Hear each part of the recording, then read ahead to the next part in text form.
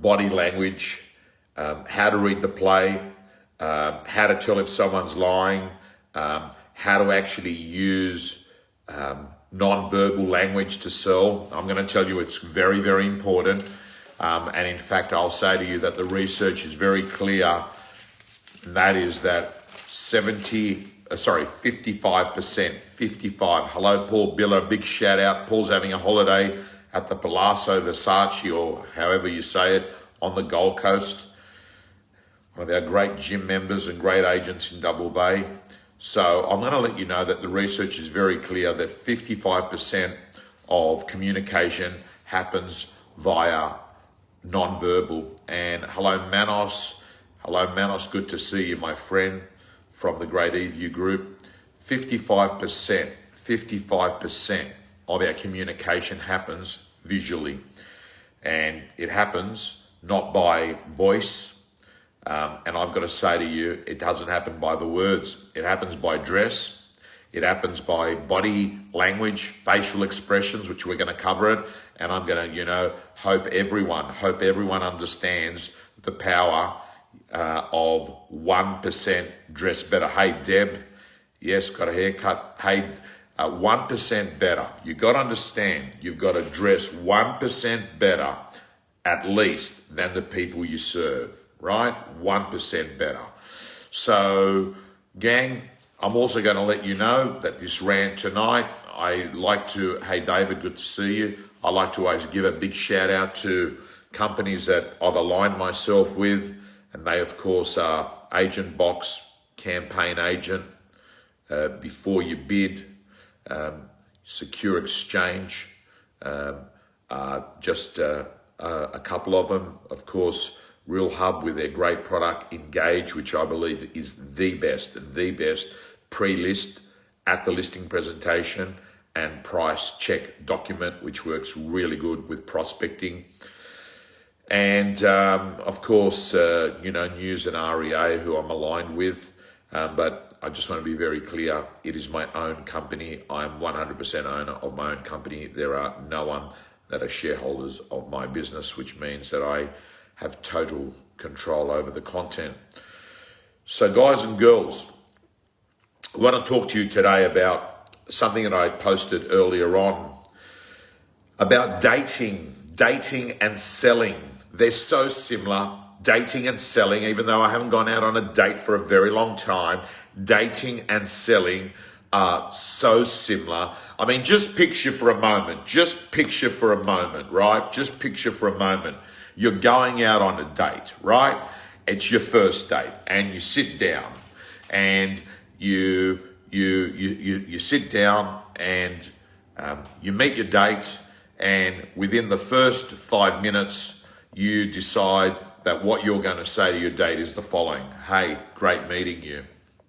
My name's Tom, and it's so good to see you. And just letting you know, I drove in. I was very lucky to get a car spot, as you can see right there. And I've been able to park my Porsche right at this spot, which is, really, really good. And, just tell you a little bit about myself. I run a really successful company, and it's one of the most respected businesses in the country, and I make a lot of money, and I've got a really great life. I travel the world and normally eat out at the best of restaurants on the weekends. And, I've got a little pad in the snow, which I use. And I get asked to do a bit of TV work. As you can see, I've got a head for television. And so that's me. I make a lot of money, and life is good. I just want you to picture if that was the first 5 minutes, my friends, if that was the first 5 minutes of a date. Yet I've got to say to you, this is in fact the exact process that most salespeople are using when they're actually having their listing appointments or their sales pitches, if you're pitching another product apart from real estate. And what they do is they talk about themselves, and I can tell you, you must have actually just been revolted by what I was saying, and you would have got turned off because it's not attractive. And I just want you to understand, like I said in an Instagram post I put up earlier, people don't care about you. They care about themselves. People don't care about you. They care about themselves. You've got to stop selling and you've got to start solving. And you've got to take away this need of getting the ego that, no matter how much you try, it seems to pop up. And I've got to say to you, your ability to sit there and be in a position of service instead of in a position of promotion is a big thing for success. Big shout out to Mark Saleh, who's watching this, a guy I do a bit of training with. Big Mark Saleh, 140 sales a year. Not bad in Greenacre, 140 sales. But I've got a target. I'm really convinced that Mark Saleh should actually get to the 200 sale mark. And I'm very, very clear on what needs to be done there. That's work in progress. That's work in progress, Mark. Big shout out to you. Very proud. Anyway, guys and girls, the point I'm making is ask yourself, is your listing presentation anything like that first date reenactment I gave you? Because if it is, what you need to do is you've got to understand. You've got to let go of the ego. You've got to take off your mask. You've got to actually show up as you. And what you've got to do, my friends, is you've got to give permission to the other person to take off their mask. Because when they take off their mask and you take off your mask, you then have this authentic conversation that takes place. And during this authenticity is where chemistry and magic happen and likability skyrockets. And when likability skyrockets, we simply know the probability of you being selected also goes up. So guys and girls, as you're listening to me here today, please remember, if you want to win share of wallet, you've got to win share of heart. You've got to win share of heart. And today, one of the things I'm going to be speaking to you about is how do you actually get to be liked very quickly? And I'm going to spend a lot of time today talking to you about the importance of mastering what I call non-verbal language. You don't realize it. Even now, as I'm speaking to you, you'll notice that I'm using various hand movements. And of course, if you're someone with, a European background, it is even more profound. But guys and girls, sit down, tune in, because I'm letting you know the world of sales has changed. We are not about force and manipulation. We're about influence and what we're all about. And please remember, because someone said to me, what's the point of prospecting? Generally speaking, the point of prospecting is to sell a meeting. To sell a meeting. The reason for prospecting is to deliver value, and that value, sure is Panos, that value allows you to sell a meeting. And I want you to know, you are going to actually go forward in your life in sales by offering more value than the commitment you're asking. Brain to what I just said. It's important. You are going to move forward in your life of sales, whatever sales you do, in real estate, mortgage broking, pharmaceuticals. If you can offer more value than the commitment that you're asking, you want to gain more, you provide more value. Be a value-added provider, show more, do more, give more. And I'm going to start off with, and I'm going to let you know, you have to learn to listen with your eyes. Please, please, please. This rant is worth listening to over again. This rant is going to allow you to change your success rate dramatically if you become aware and you start changing your own communication style, but also start reading the play of others. And it's not going to be easy because you're madly in love with what you already do. You're madly in love with whatever you already do. So the first thing I'll say to you is, if you want to start listening with your eyes, please remember, you've got to be aware of your own body language.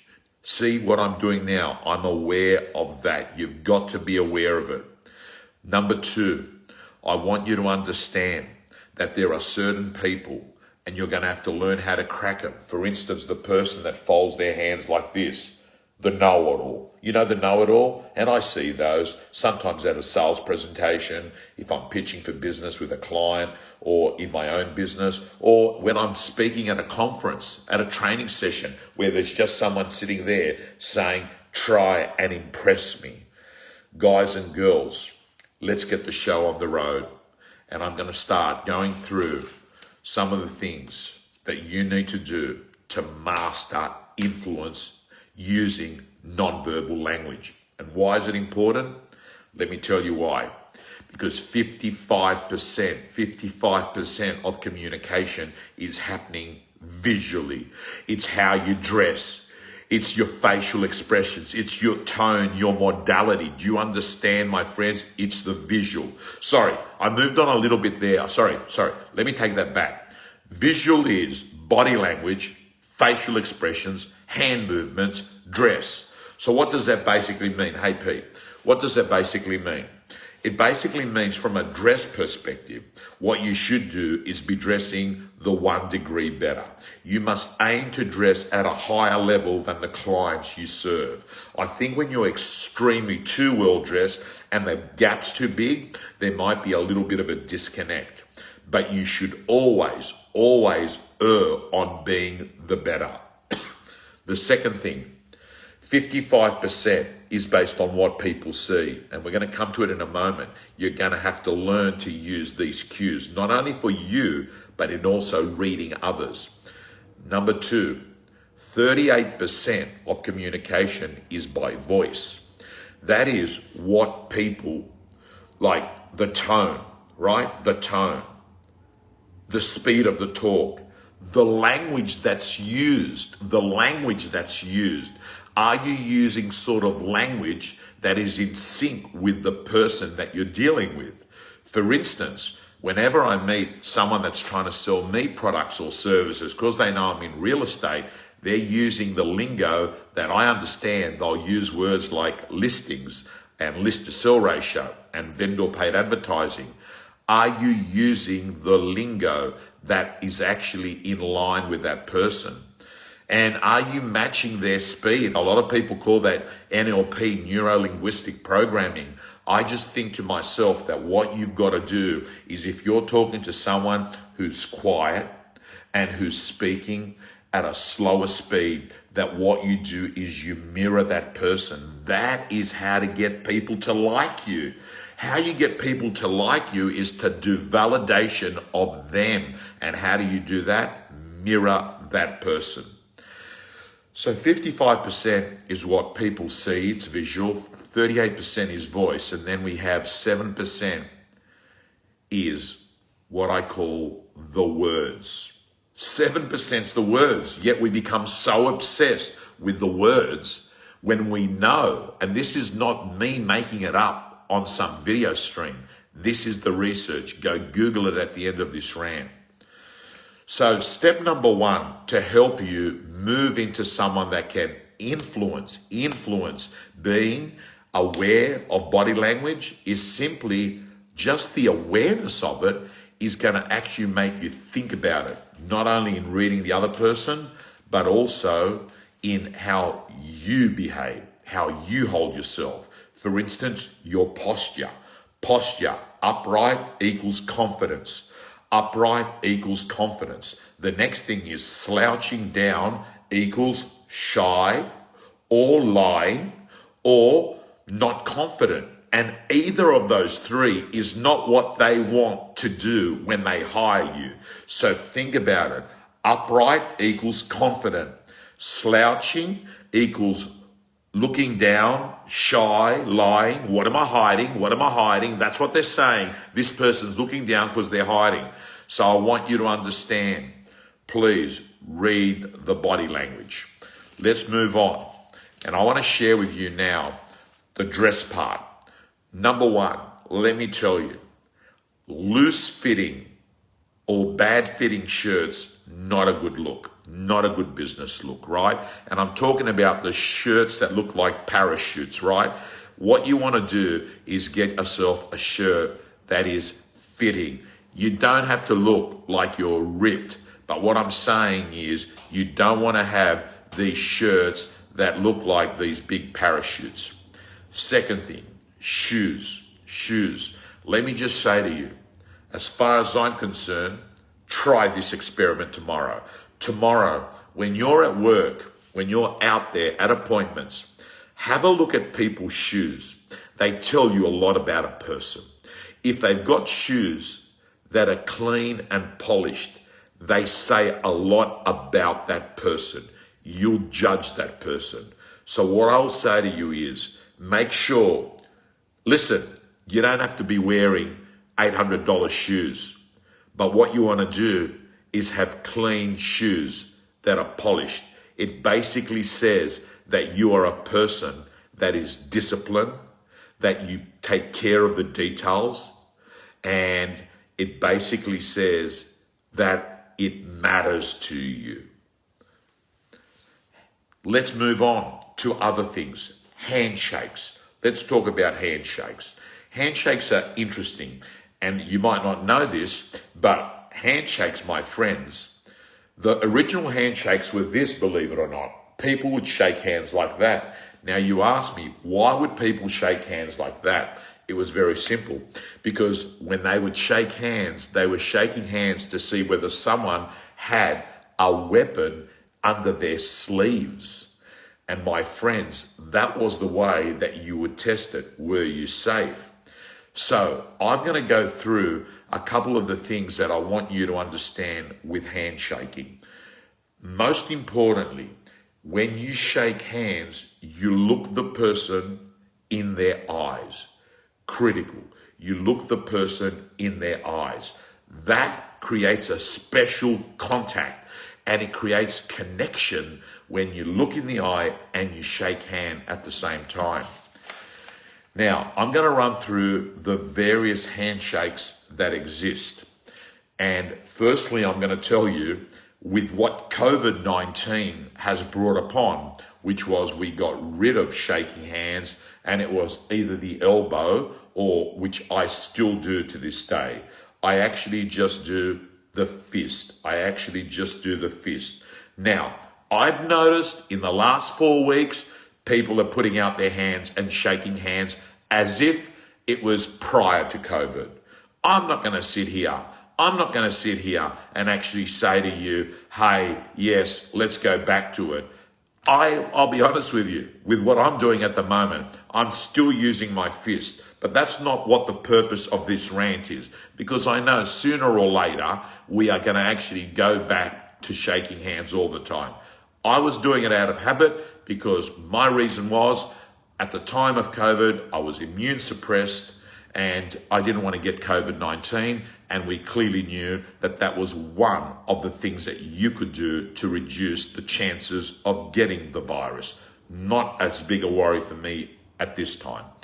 But let me go through the first handshake. The first handshake is what I call the firm one, right? And I think the firm one is probably the best one. But that's not the one that crunches someone's hand.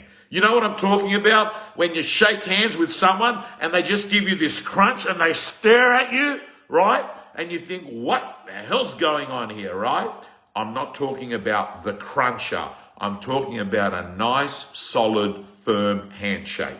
Probably the best, because it's a lot better than what I call the floppy fish. The floppy fish is the handshake that's just floppy and soft. Not a good look, my friends. Then you've got what I call the iron grip.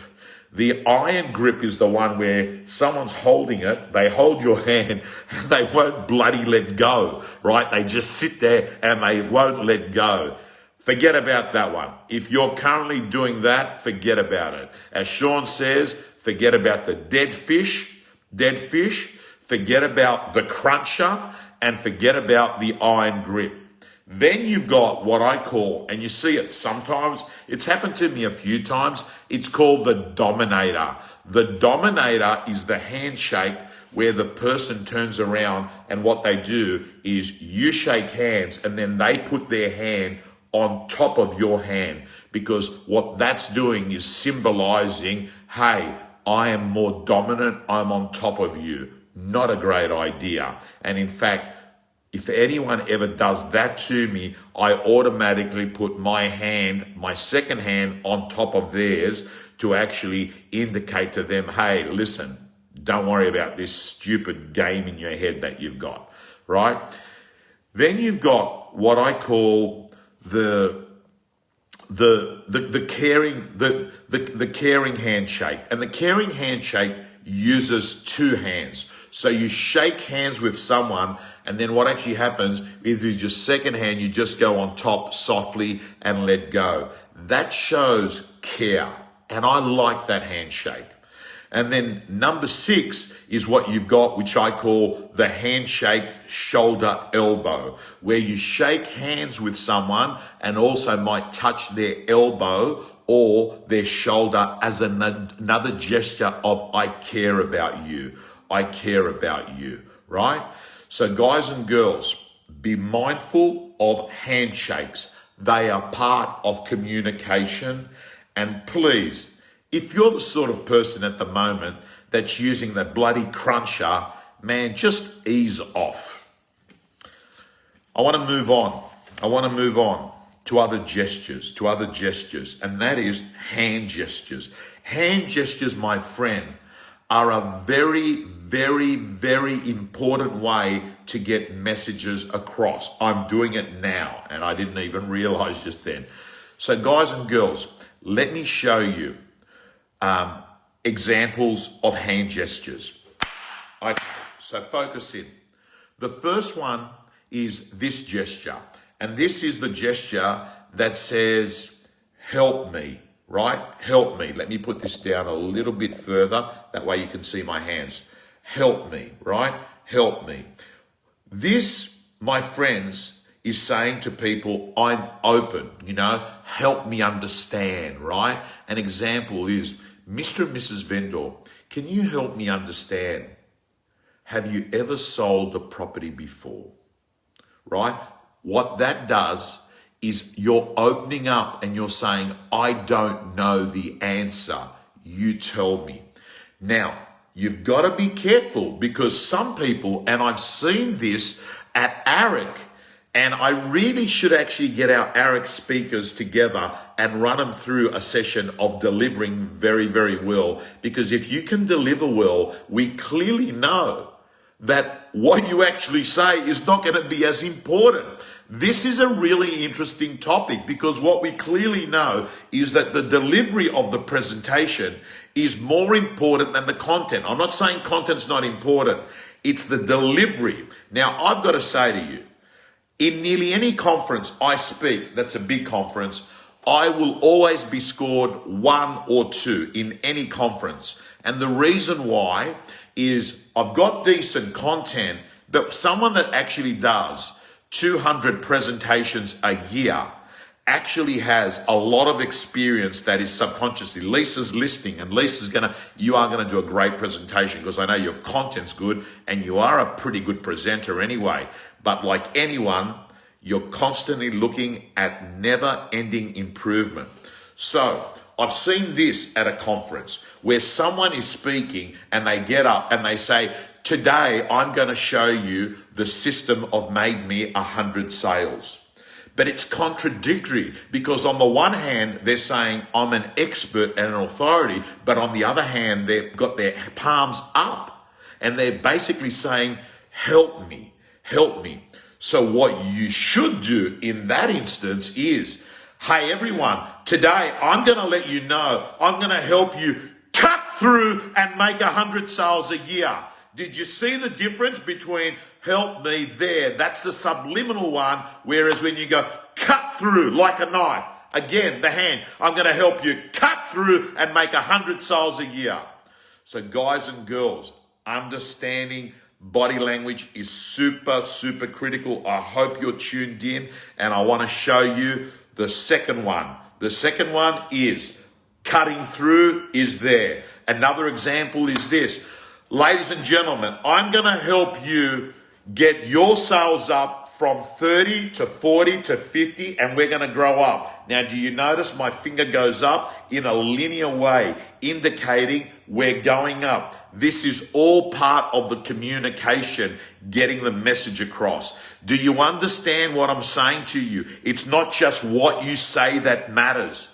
Communication is a lot more. Delivery is critical. That's why you've got people like Anthony Robbins picking up $1 million as a speaker's fee. And I know that for a fact because we saw the proposal that came back from him when we were pitching to get him at ARIC.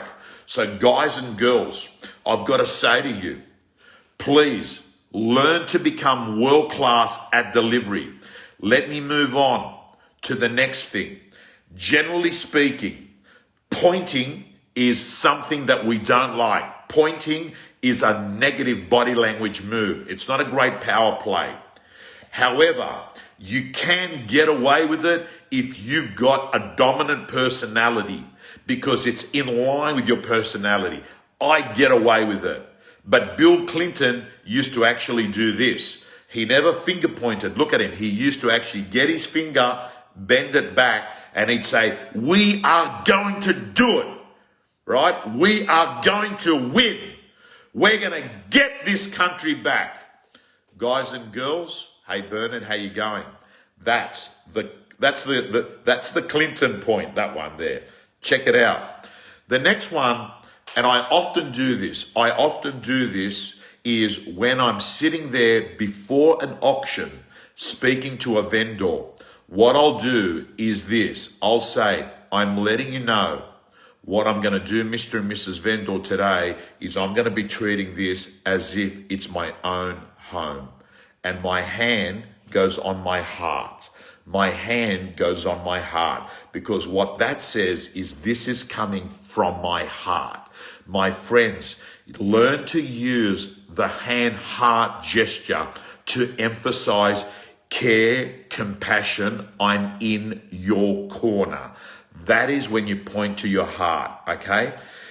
And I often do that to explain to someone I understand. If they say to me, Tom, we've had a really bad experience in the past and we don't want to risk it.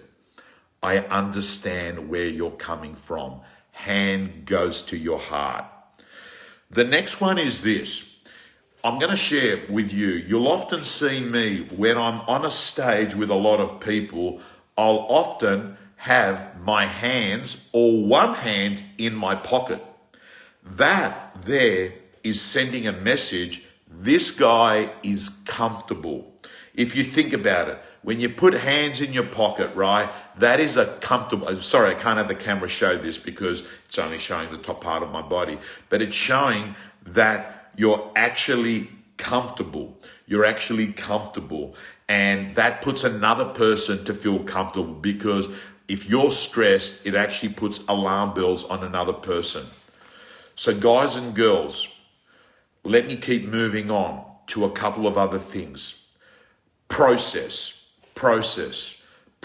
is super important. So let me just give you an example of how you explain process with hand movements at a listing presentation. Watch this.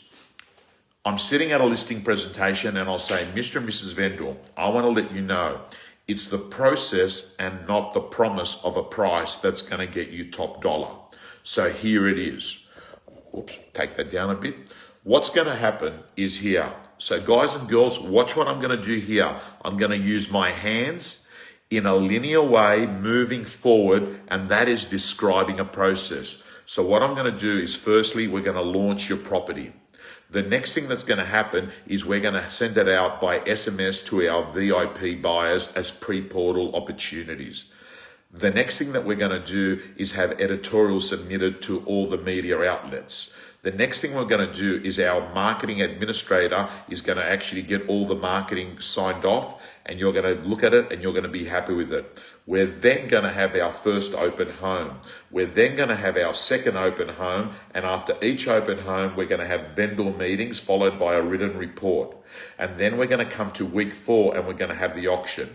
And then that is sold date. So what you're doing is you're symbolizing with your hands a process there. Now, you can do that also when you're describing let me give you another example. At a listing presentation, Mr. and Mrs. Vendor, I want to let you know our job is not to sell your property to one buyer. Our job is to go out to the whole market. So what you do is you draw a circle. We're going out to the whole market, right? Gang, I hope you're understanding. What I'm getting at is you're using body language to emphasize what you're saying. I'm also going to let you know that another thing that you can do with this is going up this way. Mr. and Mrs. Vendor, I'm going to let you know each week that goes by, we're collecting buyers, and that is slowly taking the price up, right? And I've got to let you know, Mr. and Mrs. Vendor, what we need to know is keep getting more buyers looking at your property, because if we don't collect 100% of the buyers in the marketplace, how are we going to achieve? We're going to get 100% of the total available in the profit of your property. Guys and girls, I'm going to move on towards this end of this presentation, and I'm going to let you know that sometimes you're going to get the know-it-all, the one that's got their arms folded like this, you know, and I get those people often in the world of real estate conferences or mortgage broking conferences. And by the way, before I forget, I'm so excited. Guess what? We're 5 weeks away from the Real Estate Gym app being launched. This app is the best education platform there's going to be in real estate. So excited. It's just the way that the content is going to be shot out to you. Easy to find, scripts and dialogues there, and it's all going to be used by an app and not just by a website or a mobile website. Long term coming, significant investment, but I know that it is important because apps are very sticky. The last one is the person that's got their the person that's got their arms folded. Normally what I do with these people, my friends, is engage them by asking them their views and getting them involved. And I had one during the week at one of the conferences. You know, he was sitting there like that. And then I just said to him, I'm curious, can I ask you, and what do you think is a really good way at the moment of actually gaining appraisals? I think you've had some relatively good success in the past. And what happens is that opens them up. So guys and girls, it's for that person. You need an icebreaker with that person. And I normally find asking him a question, and sometimes the simple things like, help me understand what's worked with you. These people want to get engaged. Anyway, guys and girls, I've got to say to you, my voice hasn't recovered. Yesterday was 14 auction schedule, ended up doing 11 out of 13 sold. Extraordinary day. And I've got to tell you, I've never done that before. I've never done where I've done a 9 o'clock and I finished at 5:45 and I'm just driving from one place to another. And I pretty much got on time to every auction. And I've got to say to you, body language and delivery matters so much in the delivery of auctions, which is the topic we've been talking about. I want to thank you all. For taking time out and joining me again on the Sunday Night Rant. Hey, Chris, how you going? Hey to everyone that's there. I just, from the bottom of my heart, I just want the 10 closest people in your life to be healthy. The 10 closest people in your life to actually have nothing bad happen to them. And as Gary Vaynerchuk said to me when I was in New York in 2017, he says, if the 10 closest people to you are in good health and there is no major suffering for them, everything else in life is detail. And that's what I hope from the bottom of my heart for you. Guys and girls, yes, Peter Toth, it was a great auction at Elwood. I hope you enjoyed this rant. We've got Easter coming up this week, and that's a good chance to recuperate. Guys and girls, signing off. Thank you.